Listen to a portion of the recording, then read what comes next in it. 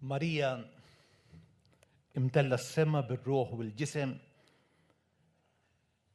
inħoss li qiegħda tistedinna biex nerfew qlubna il-fuq. Għaliex aktar ma nitelew il-fuq, aktar nistgħu naraw fil-bogħod. U għandna bżonn nitelew ftit il-fuq. Għaliex inħoss li donnu l-bniedem illum ixhom jara biss samnieħru. Maħniex naraw il-bogħod. Biex il-bniedem jerġa' jsib lilu nnifsu u jerġa' jkun hawn l-ordni fil-qafas soċjali tagħna, jekk f'pajjiżna rridu niżguraw futur għalina u għall-ġenerazzjonijiet li ġejjin, bibtijaj għandna bżonn nibdew nitkellmu biktar serjetà mhux dwar l-ekonomija imma dwar l-ispiritwalità. F'idejna għandna ir-riżultati ta' xi fisser ma tagħtix każ jew tipprova titfin id-dimensjoni spiritwali tal-bniedem. Inħoss li nkunu inkomplu inħaffru il-ħofra li għamilna u jarrilna bil-kbir jekk naħsbu li l-pajjiż jista' jibqa' għaddej mingħajr ruħ. Inħoss li għadhom jgħoddu għalina kemm osservazzjoni li għamel Peggy meta qal ir-rivoluzzjoni li għandna bżonn jew tkun waħda morali jew ma tkun xejn. Imbagħad ħassib ieħor ikompli jibnej fuq dan il-ħsieb u jgħid ħbib tiegħi, ir-rivoluzzjoni li għandna bżonn jew tkun waħda spiritwali jew ma tkun xejn. Aħna l-insara nistgħu nagħtu semna f'din ir-rivoluzzjoni. Tafu meta? Meta nibdew nieħdu b'impenn serju is-sejħa nisranija tagħna. 50 sena ilu teologu illi huwa kkunsidrat l-ikbar teologu fis-seklu li għadda illi tkellem dwar il-grazzja kien ħabbar li n-nisrani tas-seklu 21 jew ikun nisrani mistiku jew ma jkun xejn. Karl Rahner. Dan l-appell biex aħna l-insara nkunu mistiċi ma jfissirx li rridu nistennew li jkollna momenti ta' estasi li ninqetew mill-art jew li jkollna il-viżjonijiet bħalma kellhom mistiċi kbar Santa Teresa d'Avila, San Ġwan tas-Salib. Għalkemm dawn il-fenomeni straordinarji jagħmlu parti mill-esperjenza mistika, il-bniedem mistiku huwa dak li jagħmel esperjenza immedjata ta' Ġesu Kristu. Dan ifisser li n-nisrani m'għandux ikun kuntent b'daqsxejn ta' tiċpisa ta' għarfien dwar Alla jew li jkollu ftit ħjiel dwar Ġesu. Imma n-nisrani huwa dak li jintebaħ li Alla huwa preżenti fil-ħajja tiegħu. In-nisrani huwa dak li jħoss lil Alla qrib tiegħu, viċin tiegħu. Dan l-aħħar wieħed żagħżugħ tani ħjiel tal-ħajja mistika.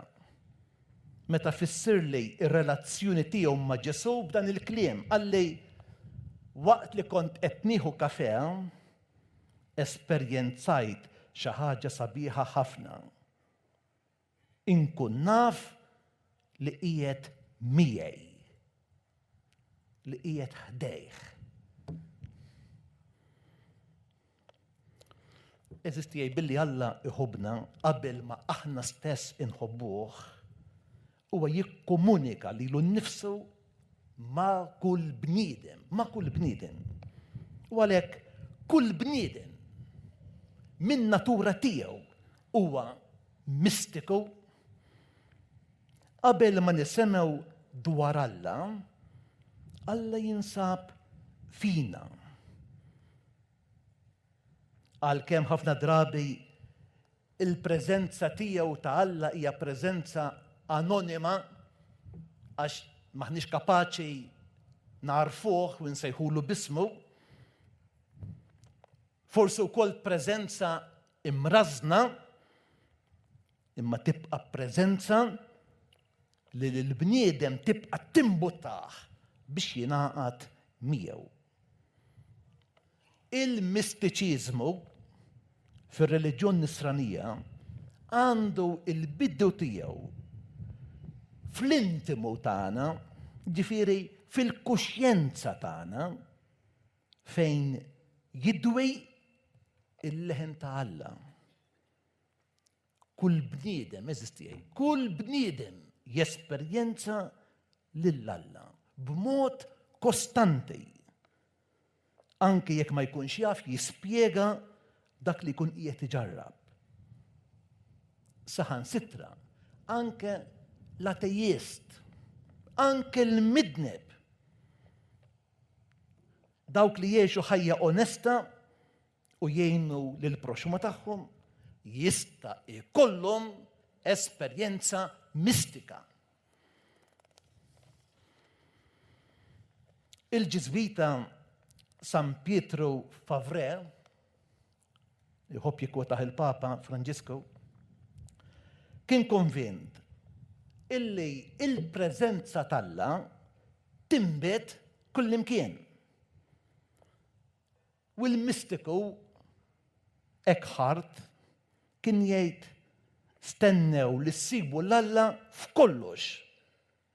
Kristu huwa attent għal ħajja tagħna fl-isfumaturi kollha tagħha. Fil-fatt, it-teologu li semmejtilkom Rahner jitkellem dwar dak li jsejjaħ il-mistiċiżmu mhux tal-monasteru, imma il-mistiċiżmu tal-ħajja ta' kuljum.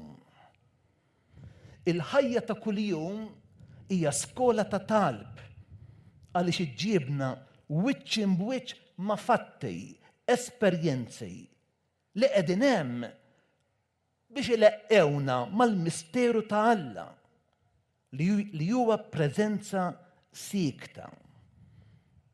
Santa Teresa l-Kbira t'Avila tgħid l-istorjiet tagħha li Alla tiltaqa' miegħu qalb il-borom, qalb it-twaġen u l-ktzazel fil-kċina.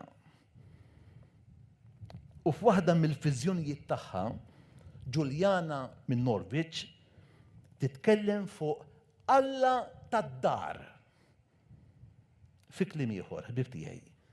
Nistgħu ngħidu li nistgħu niltaqgħu ma' Alla meta jkollna l-ixkupa f'idejna. Meta ikollok il-kazzola tkun qiegħed tkaħħal. Meta tkun fuq il-kompjuter fl-uffiċċju. Meta tkun fis-sala tal-isptar. Meta tkun terfa l-merkanzija fil-ħanut, fis-supermarket. Waqt li tkun bl-uniformi, tħares l-ordni. Waqt li tkun tiddiskuti il-liġijiet tal-pajjiż. F'dawn l-esperjenzi tista' tiltaqa' ma' Alla. Jekk Alla jekk Alla mhux preżenti fil-ħajja ta' kuljum, tafu x'ifisser? Ifisser li dak Alla li nemmnu fih huwa biss ħlejqa ta' moħħna, ħlejqa ta' tradizzjoni u mhux Alla ħaj. Daqskemm il-laqgħa ta' Alla, il-laqgħa ma' Alla tista' ssir fis-santwarju, daqshekk ieħor tista' ssir fit-triq. Hemm kontinwità ta' esperjenza.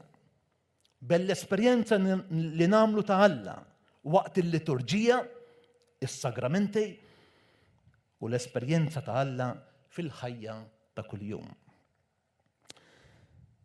Meta nqis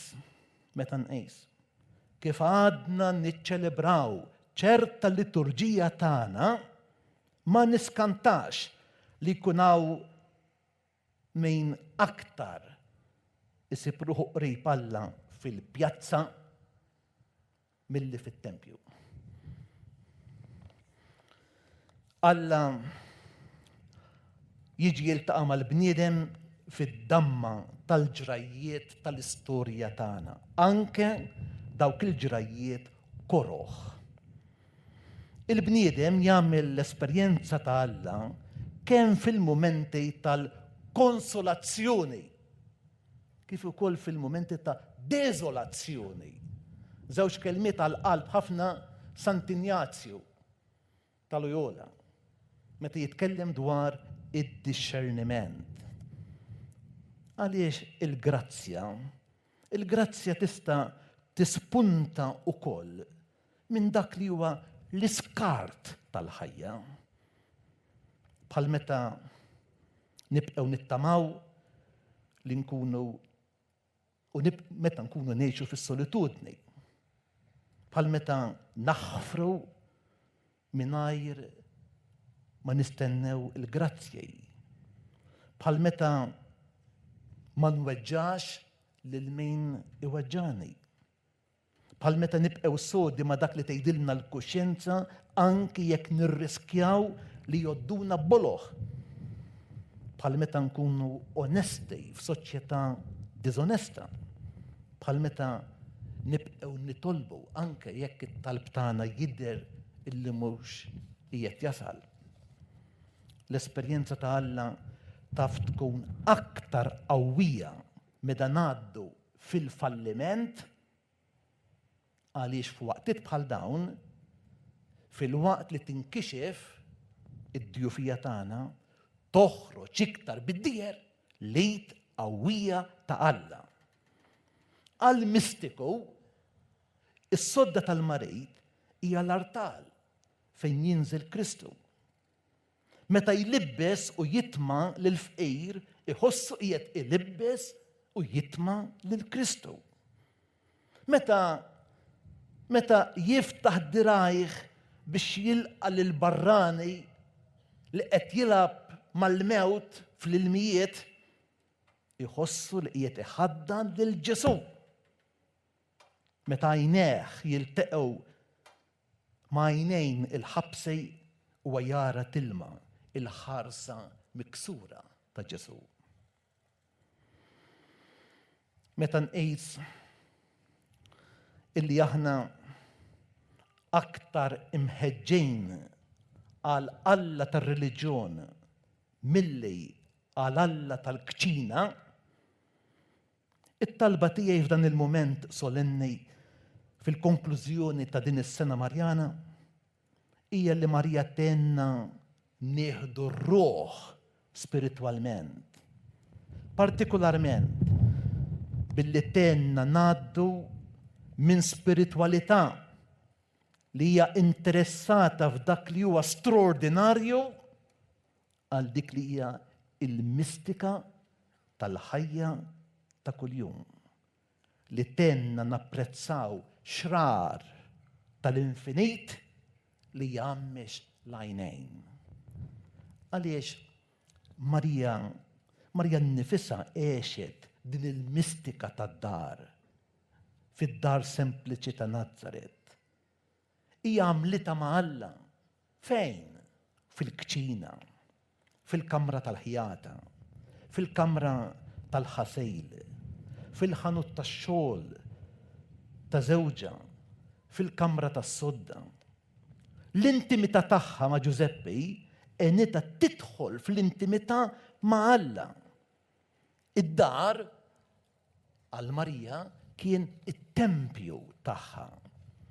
Araw xejdilna isqof Taljan Tonino Bello jgħid hekk: Santa Marija, mara tad-dar, enna nifhmu li il-kapitlu l-iktar sabiħ li għandna dwarek fit-teoloġija mhux dak li jitkellem minnek fil-Bibja jew fil-patristika, lanqas dak li nsibu fl-ispiritwalità jew fil-liturġija, fid-dommej jew fl-artej, imma dak li iqiegħdek fid-dar ta' Nażaret, fejn bejn it-tisjir u l-ħjata, bejn id-dmuħ u t-talb, bejn il-kobob tas-sowf u l-parċmina imkebba tal-kelma tal-Alla, inti kellek esperjenza immarkata bil-psikoloġija tiegħek ta' mara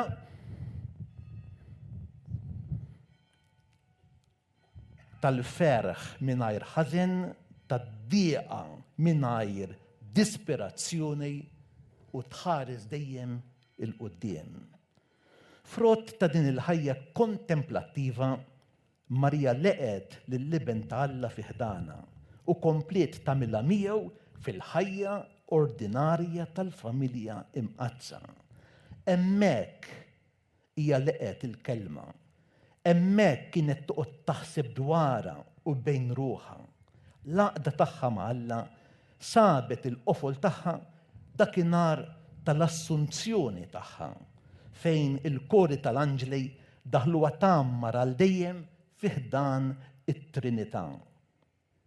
Kif qedtilkom fl-ittra pastorali, il-ferħ li jilma fl-għajnejn jixelu ta' Santa Marija għandna ħjiel ta' xi ħossu il-mistiċi. Il-ħajja mistika hija wkoll ħajja Marjana. Mhux biss għax Marija hija dik li fetħitilna it-triq tal-esperjenza mistika u taqbadna minn idejna biex iddaħħalna f'din l-esperjenza profonda ta' Alla. Imma wkoll għaliex l-eżempju matern tagħha hija issaħħarna u tqanqalna biex nixxenqu għal din l-esperjenza. Hija x-xewqa tiegħi illi nibqgħu nożżu id-devozzjoni Marjana bilan li nimbnew bħala knisja mistika. Jiena nixtieq knisja li twarrab il-karfa ta' fidi sentimentali, devozzjonali, maqtuha mill-ħajja ta' kuljum, fil-waqt li tfittex tagħti priorità lill-kelma tal-Alla u tintensifika għatih il-ħajja tat-talb, speċjalment l-adorazzjoni ewkaristika.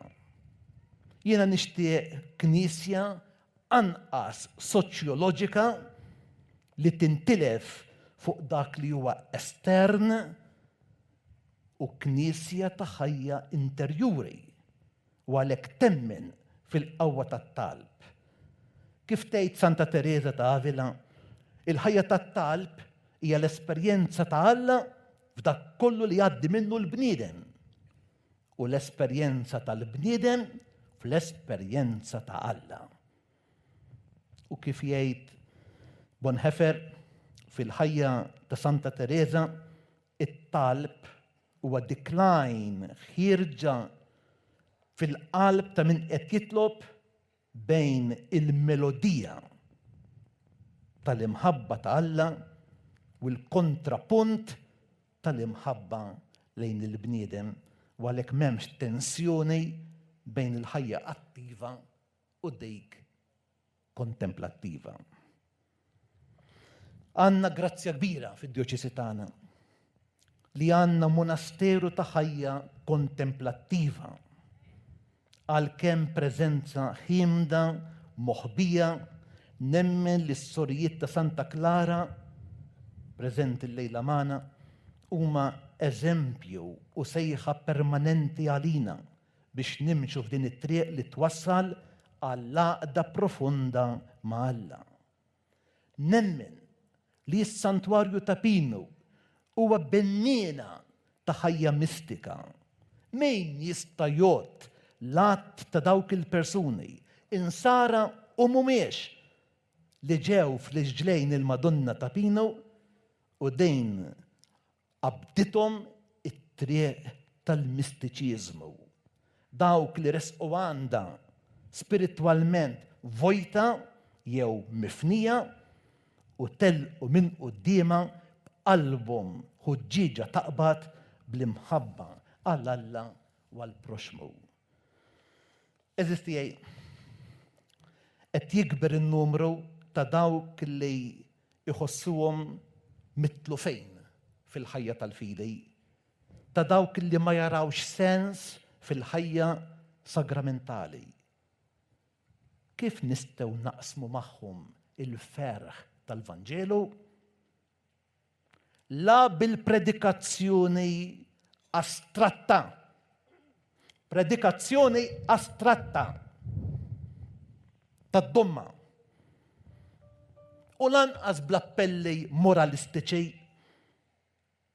imma billi nofrulhom il-possibilità li jiltaqgħu marġiel u nisa li jkunu għamlu esperjenza personali ta' Alla. U għalhekk li n-nisrani tas-seklu tagħna jew ikun mistiku jew ma jkun xejn. Il-Knisja tal-lum jew tkun knisja mistika jew tista' tagħlaq il-bibien. Nagħmel tiegħi il-kliem tal-Papa Franġisku. Is-soċjetà tagħna għandha bżonn il-mistiċi. Bnedmin li għandhom għal qalbhom l-imħabba u l-fraternità. Bnedmin li huma lesti jerfgħu ftejt mit-tabija li qiegħda taqqal lill-oħrajn. Mingħajr dawn il-persuni mistiċi m'hemmx futur. Għalkemm għalikom jiena isqof, magħkom jiena nisrani. U għalhekk f'dan il-mument speċjali, meta din nikkonkludu s-sena Marjana, bħala pellegrin u raj inqiegħed fi ħdan Ommna Marija din il-karba li tenna nkunu mistiċi illi naqdu l-fidej mal-ħajja ta' kuljum. Ikun infaħħar Ġesu Kristu.